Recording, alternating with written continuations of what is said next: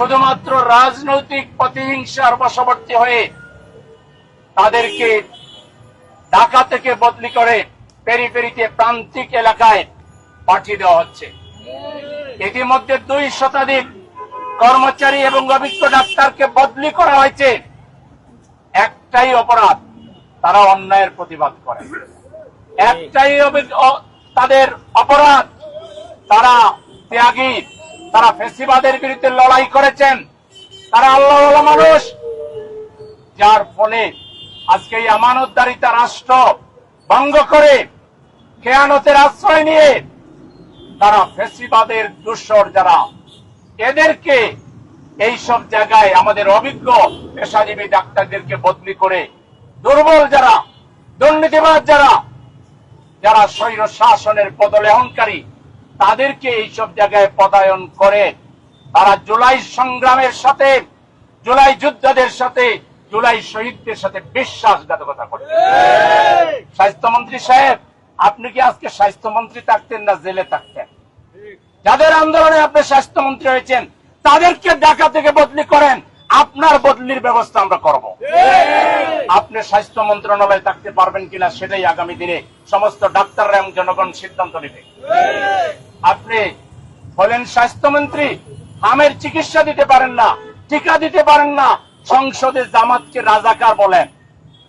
আমরা আপনাকে ওই প্রথমবারের মতো একটু নমনীয় ভাবে নিয়েছি। আপনার দায়িত্ব বাদ দিয়ে আপনি রাজনীতি করবেন, স্বাস্থ্য খাতে আপনি কখনোই স্বাস্থ্যমন্ত্রী থাকতে পারবেন না।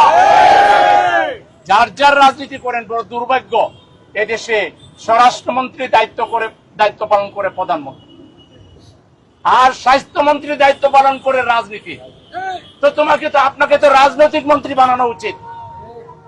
আজকে আমরা পরিষ্কার ভাবে বলে দিতে চাই, যাদেরকে অন্যায়ভাবে বদলি করেছেন প্রান্তিক এলাকায়, আমাদের চিকিৎসা সেবা ঢাকা নগরীতে দক্ষ ডাক্তারের খুব দরকার।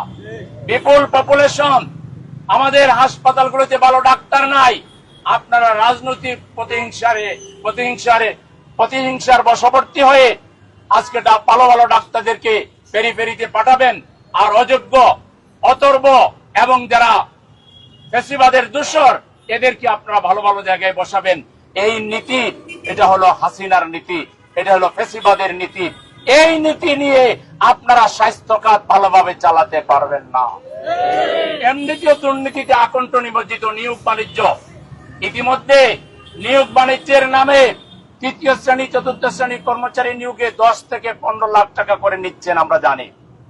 ফরেনসিক অডিট হবে, কিন্তু মাননীয় মন্ত্রী মহোদয়, আপনি কিন্তু এই দায় থেকে রেহাই পাবেন না। আপনাকে দুর্নীতির বিরুদ্ধে অবস্থান নিতে হবে।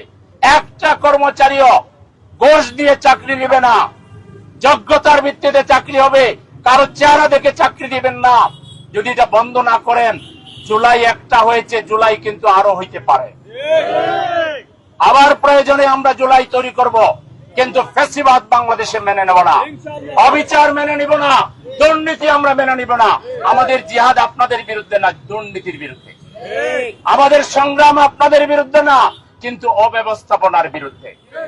আপনারা প্রশাসনিক স্বৈরাচার কায়েম করেছেন, এই স্বৈরাচার মুক্ত স্বাস্থ্য খাত আপনাদেরকে নিশ্চিত করতে হবে। আজকে হাসপাতালগুলোতে, সরকারি হাসপাতালে মেশিন কিনেছেন, ডায়ালিসিসের মেশিন কিনেছেন, তারপরে আইসিইউ মেশিন কিনেছেন 3 গুণ 4 গুণ বেশি দাম দিয়ে, অথচ নিম্নমানের মেশিন কিনেছেন। বাবা, দুর্নীতি করা ছাড়া কি আপনাদের পেট ভরে না? আজকে সরকার কর্তৃক বরাদ্দকৃত জীবন বাঁচানোর যে ঔষধগুলো, সেই আগের মতো সিন্ডিকেটের মাধ্যমে এগুলো ফার্মেসিতে পাওয়া যায়। জনগণ আপনাদের সরকারের দেওয়া ঔষধ কিন্তু পায় না।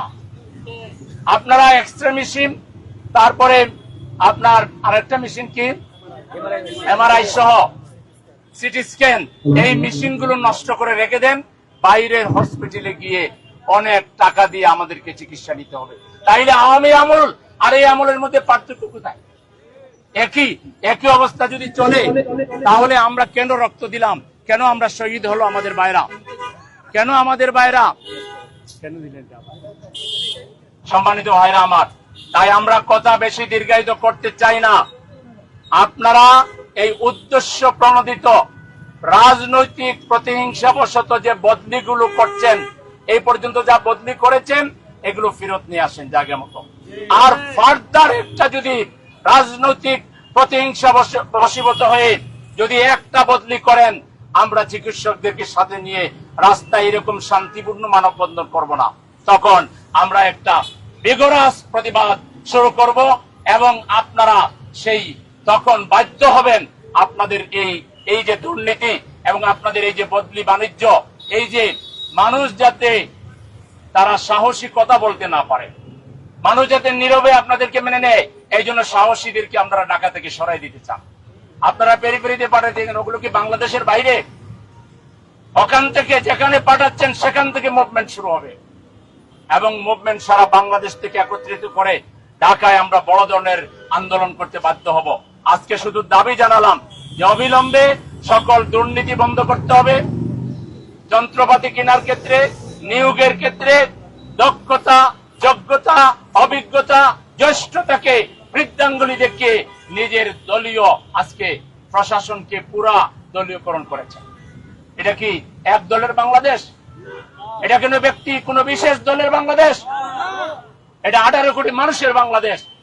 আপনারা কিভাবে ক্ষমতায় এসেছেন জনগণ ভালো করে জানে। সুতরাং আপনারা যা খুশি তাই যদি করতে চান, স্বেচ্ছাচারিতা করতে চান, এর পরিণতি মোটেই শুভ হবে না।